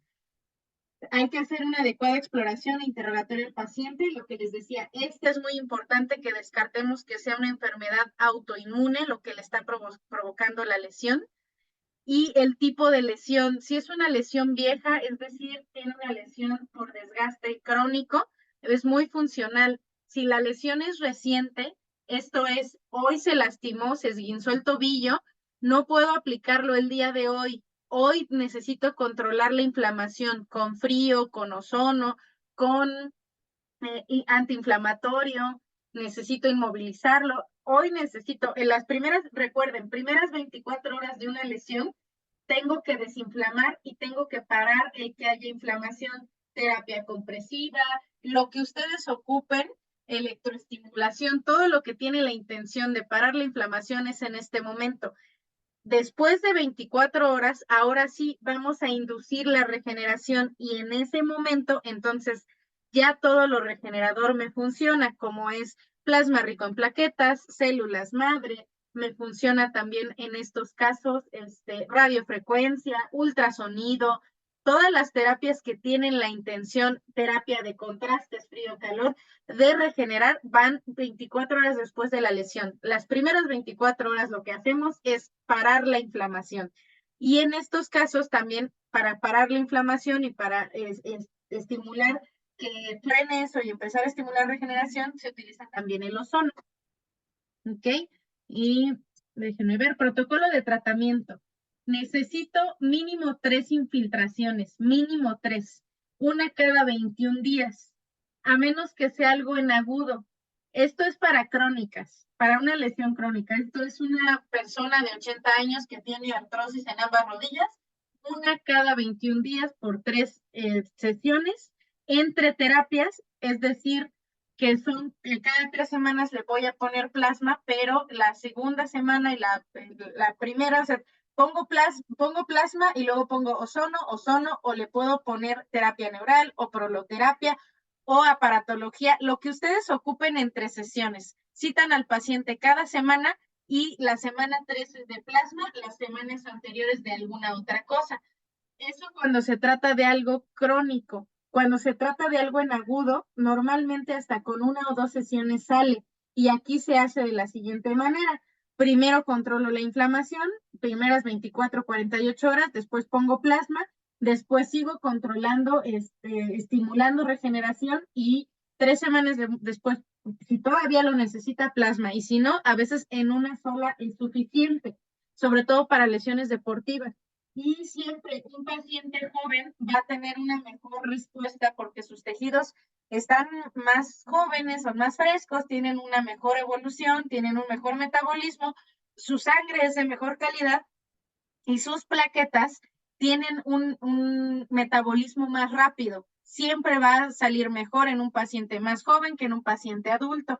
Por eso es importante comentarle al paciente, depende de tu cuerpo, de la calidad de tu sangre, de cómo estén tus tejidos y de las medidas que lleves a cabo. Porque a veces viene un paciente que esté joven con su familiar adulto, les ponemos el tratamiento a los dos y a uno le va bien y al otro no, y el otro dice es que no me hizo lo mismo. No, es que tu cuerpo no es el mismo. Depende sobre todo de eso. Consideraciones generales, asepsia y antisepsia siempre, sobre todo cuando es articular. Evitar el uso de antiinflamatorios, les decía, el día de la sesión de preferencia. Evitar actividad física posterior. Normalmente lo que hacemos es poner la terapia y el día de la terapia que no hagan ejercicio, sobre todo si es algo crónico, hasta el día siguiente, que es ejercicio, si es un deportista de alto rendimiento, nada más lo mínimo, es decir, que camine, que trote quizás, depende de la articulación que sea. Si es un paciente normal que de por sí no hace ejercicio, que trate de movilizar lo menos posible hasta el día siguiente para darle tiempo a su cuerpo, porque de por sí va a estar, primero que nada le pusimos anestesia y no le va a molestar el movimiento y se va a exceder porque está anestesiado. Entonces, cuando se le pasa la anestesia, pues es peor la molestia.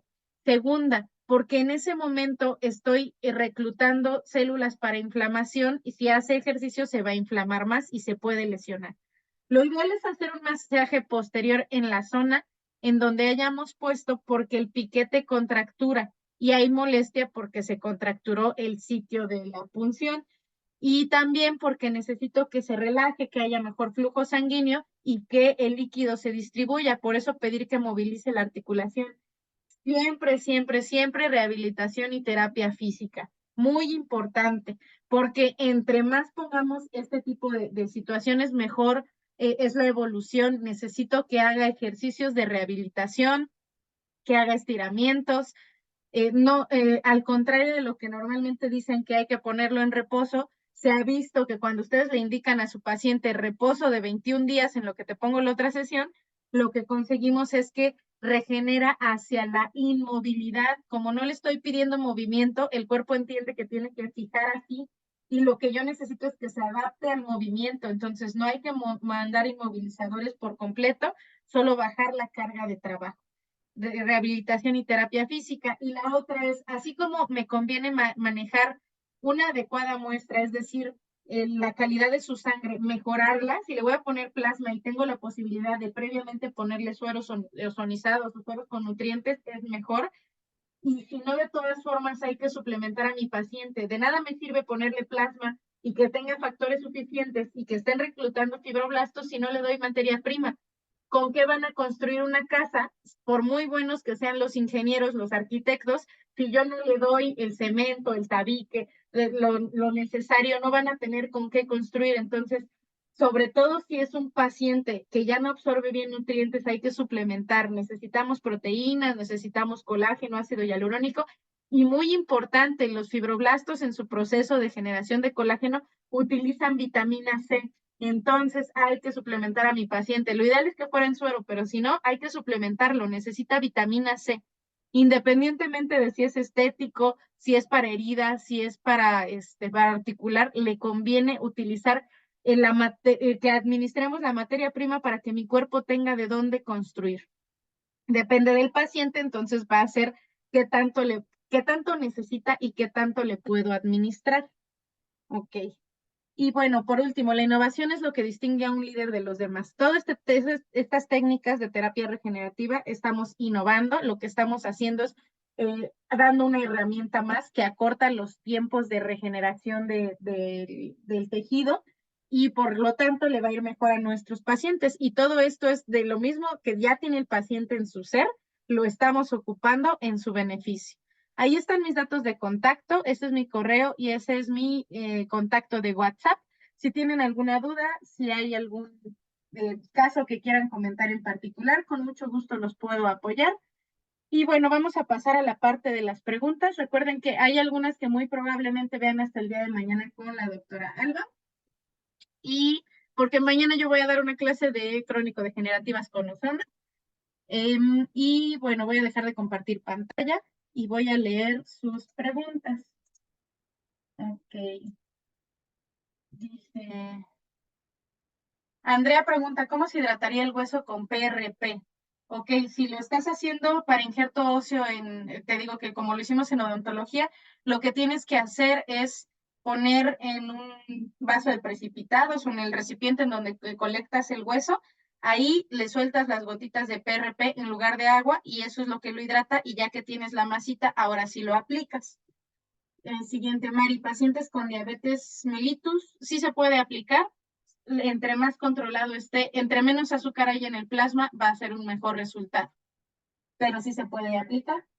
Andrea, pacientes que están en etapa de lactancia, sí, sin problema. Te digo, ni siquiera en embarazadas es una contraindicación real, solo es por tener cuidado. Aquí en etapa de lactancia no pasa absolutamente nada. Tú estás sacando plasma. Lo único que pudiera tener de diferente el plasma de una persona embarazada a de una mujer o de una persona normal es la prolactina. Es lo único que habría de diferente y no nos representa realmente un problema. ¿Ok? En todo caso, que es lo que tendría, pero pues no hay mayor inconveniente. No se le va a ir la leche, esto no va para el bebé, no le estás quitando sangre suficiente como para que tuviera algún desequilibrio, nada está pasando.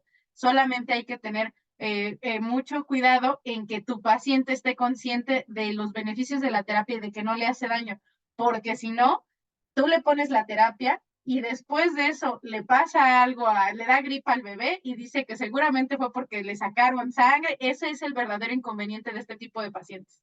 La parte de la ignorancia que tenemos como pacientes ante este tipo de terapias y como es algo novedoso y es algo no tan conocido, van con el gineco y el gineco les dice, seguramente algo te puso, seguramente fue porque ese es el verdadero problema, pero es más bien por eso, por cuidarnos a nosotros, a tu paciente no le va a pasar nada.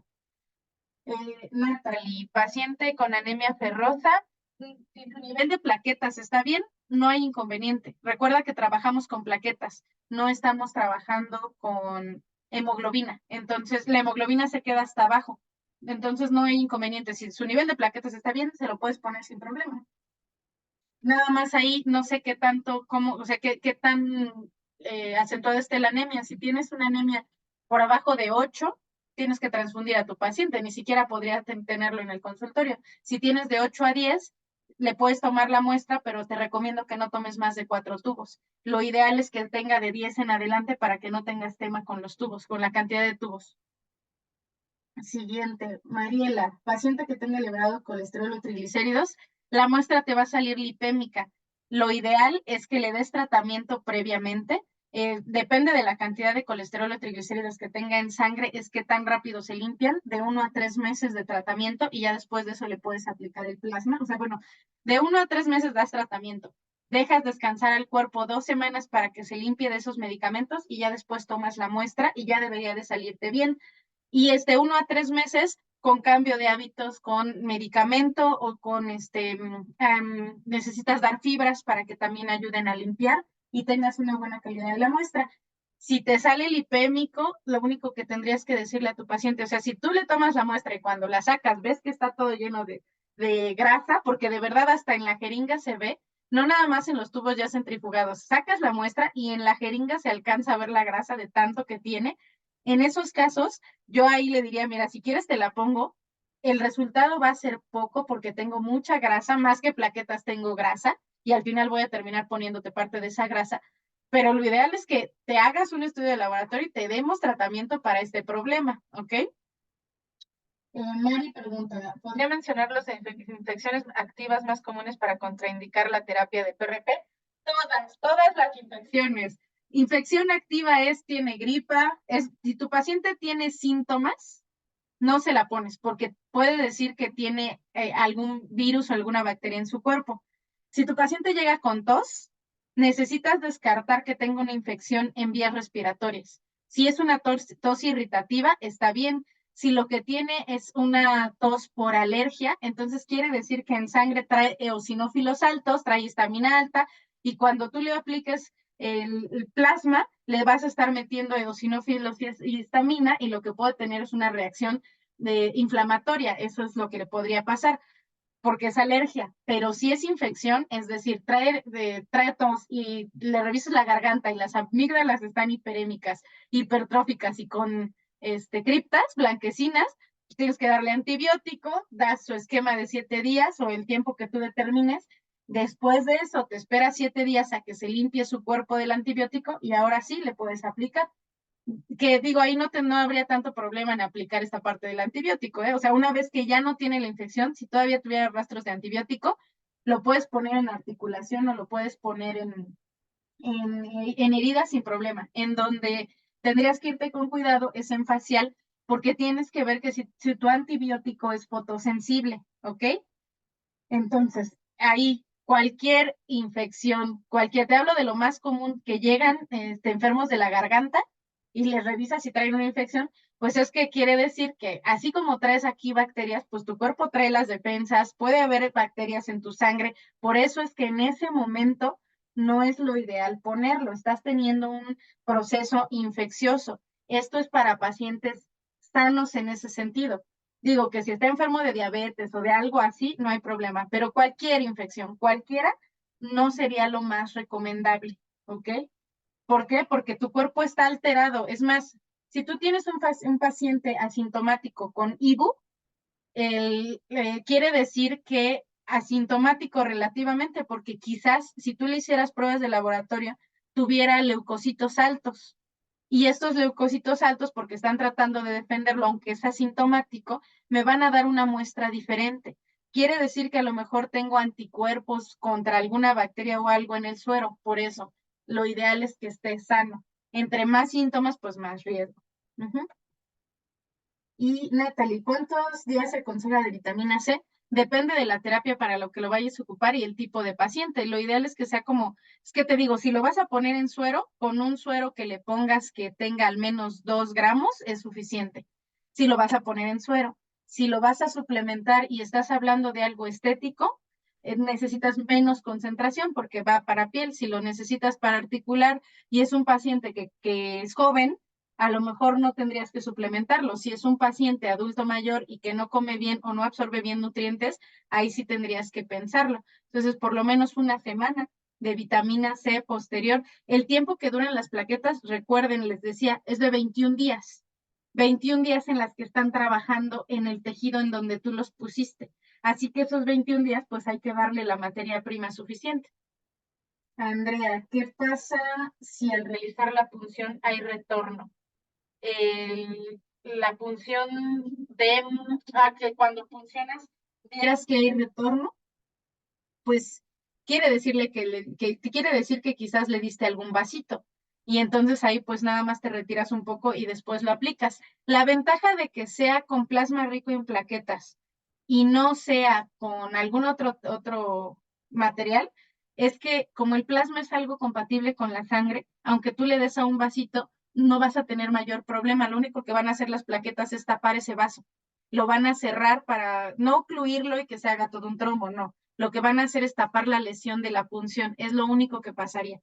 Nada más te retiras un poquito, pero es muy difícil que pase esto de que haya retorno, porque en las que vimos, que es articular, si estás entrando hasta la articulación no tiene irrigación, las irrigaciones se dan por fuera. Dentro de la articulación no hay irrigación, entonces difícilmente tendrías retorno. Lo que sí tendrías es, la metes, no hay retorno, infiltras y cuando lo sacas sale un puntito de sangre, porque en el camino rompiste un vasito. No pasa absolutamente nada, haces hemostasia. Eso en la parte articular. En la parte de heridas no hay mayor problema porque está todo descubierto. Y si tú quieres poner no en articulación, sino más bien en una esguince o tienes un desgarre muscular o una lesión a nivel de tendón, ahí entras paralelo al sitio y lo vas infiltrando y ahí normalmente no le das a vasitos. Como está muy superficial alcanzas a ver, pero te digo, lo más que podría pasar es que difícilmente entras al vaso y ahí lo dejas, es muy difícil, casi siempre lo atraviesas o si te quedas cerca, lo que haces es lo rasgó, llegan las plaquetas, tapan y eso es todo. No hay mayor problema. El tubo de citrato tiene caducidad. El citrato como tal no, pero se pierde la esterilidad y me parece que son como 2 o 3 años. Ahí los tubos lo dicen. Tiene cierta caducidad, pero de la esterilidad. Lo que sí es que el citrato se desnaturaliza a 37 grados centígrados. Entonces, si lo tienes en una condición donde está muy caliente, puede ser que se desnaturalice y lo que sucede es que ya no hace efecto anticoagulante. De hecho, por eso se prefiere el citrato cuando se utiliza en el cuerpo, porque así cuando ya se mete, ya no te da efecto de anticoagulación por la temperatura a la que nosotros estamos. Jimena, ¿podría repetir qué parte es la parte rica y cuál es la pobre en el plasma? Ahorita pongo otra vez la imagen, pero es la de hasta abajo. Andrea, generalmente a partir de qué sesión se ven resultados con PRP en heridas y artrosis. En heridas se ve desde la primera. En artrosis normalmente se ve hasta la segunda, quizás la tercera. En artrosis, porque son pacientes ya, en la primera hay cierto efecto de analgesia a los 2 o 3 días, cierto efecto de analgesia, pero es hasta la segunda o tercera sesión en donde realmente ves que mejora la movilidad o que incluso ya puedes, por ejemplo, les decía, ¿no? En rodilla, normalmente cuando es mucha la artrosis, ya está, la patela está, la rótula está fusionada, ya no se mueve, tienes que hacer una adecuada exploración, entonces acuestas al paciente, la rótula la tomas y la mueves arriba, abajo y hacia los lados. Ustedes inténtenlo, estiren el pie que esté descansando en la cama y muevan su rótula hacia arriba, hacia abajo, hacia los lados y van a ver que si su rodilla está sana, debería de movilizarse para todos lados y no debería de escucharse que truena o sentirse como golpea. Hay pacientes en donde lo mueven y se escucha crack, crack y se ve cómo va pasando, rozando, porque ya está desgastado. Hay pacientes en donde no se mueve, entonces ahí primero tengo que abrir y eso se abre mejor con ozono, pero si no vas a ponerle ozono, la primera sesión te sirve para abrir y empezar a lubricar. Entonces el primer efecto que ves es que después de eso ya hay movilidad porque ya le pusiste lubricación a la articulación. Ok, siguiente, Mariela. Tubo que se utiliza para infiltración articular, el azul o el celeste, y si no pudieras usarlo el morado. Uso estético, el mismo. Natalie, en estética, ¿cómo podría saber que esto se los explica la doctora mañana? Mañana, todo lo de estética lo van a ver mañana. También lo doy yo, pero esta vez nos lo repartimos. Entonces, todo lo de estética, mañana. Andrea, ¿qué pasaría si las sesiones se hacen muy seguido en artrosis? Por ejemplo, cada semana o cada 2 semanas. Pues se acumula el material. Si tú le pones esta semana plasma y luego la siguiente, aquí te digo, las plaquetas duran 21 días trabajando, entonces es como si pusieras estas a trabajar 21 días, a la semana metes otras, entonces tienes estas que todavía están trabajando, ya metiste otras que van a empezar a trabajar y lo que va a pasar es que se va a saturar el sitio, entonces a la tercera semana ya ni va a caber, vas a tratar de infiltrar y ya no va a haber ni espacio porque tienes un proceso inflamatorio llevándose a cabo aquí y tienes líquido ahí. Es lo mismo, si incluso imagínate que quisieras poner o sea, lo que sucede es que se va inflando. Imagínatelo como un globo, que tú llenas un globo de aire y luego ese globo le va sacando poco a poquito el gas. Y luego otra vez lo llenas y poco a poquito y poco a poquito. Eso pasa. Se van drenando todas las sustancias, se va recomodando. ¿Qué pasa si tengo un globo lleno y le pongo más gas y más gas y más gas? Hay un momento en donde un globo explota, la articulación no va a ser así, pero va a doler por inflamación, se va a saturar y ya no te va a caber. Por eso es que no pudiéramos hacerlo tan continuo. Lo ideal es que le des 3 semanas hasta un mes para que trabaje. Si no, no estás dejando que trabajen las primeras plaquetas que pusiste y no hay espacio para que las nuevas trabajen. Andrea, ¿qué factores hay para que no haga efecto el PRP? Aparte de que la calidad del plasma no sea bueno. Que no, nada más. Para que no te funcione PRP es que la calidad no es buena en cuanto a que no tiene plaqueta suficiente, sus plaquetas no son funcionales, tiene otras cosas en el plasma que le están interfiriendo o el tejido ya no tiene los receptores. Esa pudiera ser otra opción. En el tejido donde lo estás poniendo ya no hay los receptores. Sí veo casos en donde el plasma ya no es funcional, sobre todo en adultos mayores, 90 y tantos años, que ya tienen una articulación en donde ya no hay ni siquiera receptores para los factores, entonces, y luego las plaquetas ya están súper viejitas, ya no tienen todo el mecanismo, el metabolismo.